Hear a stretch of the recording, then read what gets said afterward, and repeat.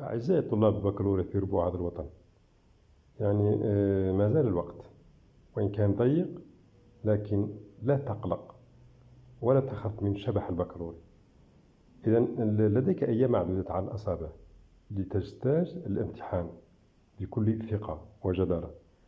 هناك بعض النصائح بناء على معايير علمية أو عملية أو مناهج علم التربية.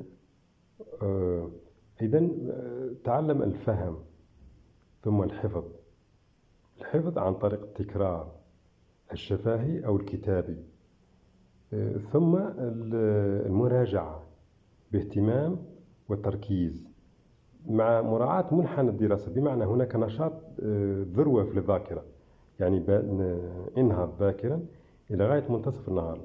بعد منتصف النهار يلزمك بعض الغذاء والراحة، ثم تبدأ المراجعة من جديد، مثلا فترة مسائية إلى غاية مثلا منتصف الليل، ثم تنام جيدا.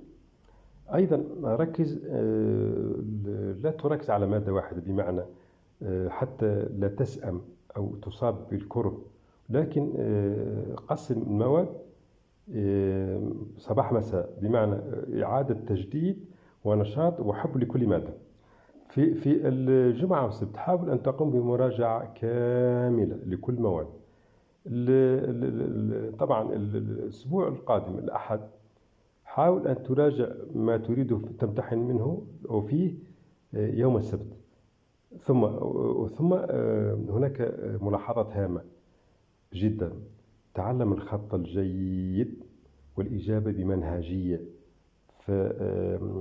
واستغل الوقت الكامل، إياك والعجلة في الإجابة، بمعنى اقرأ الأسئلة جيدا ثم ابدأ بالسهل ثم الأصعب منه.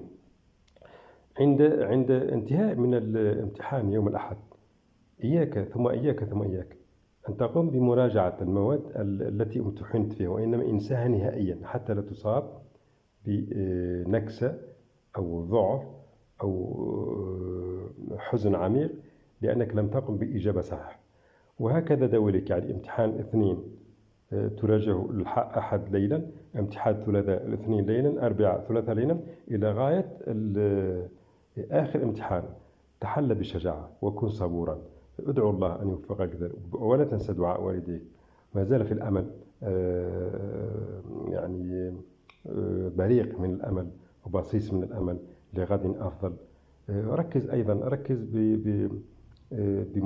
بمعدل جيد جدا جدا جدا، فالبكالور بامتياز هو حلم لك ولغيرك. وإلى الملتقى، وأمنياتي لك بالنجاح، وشكرا جزيلا لك.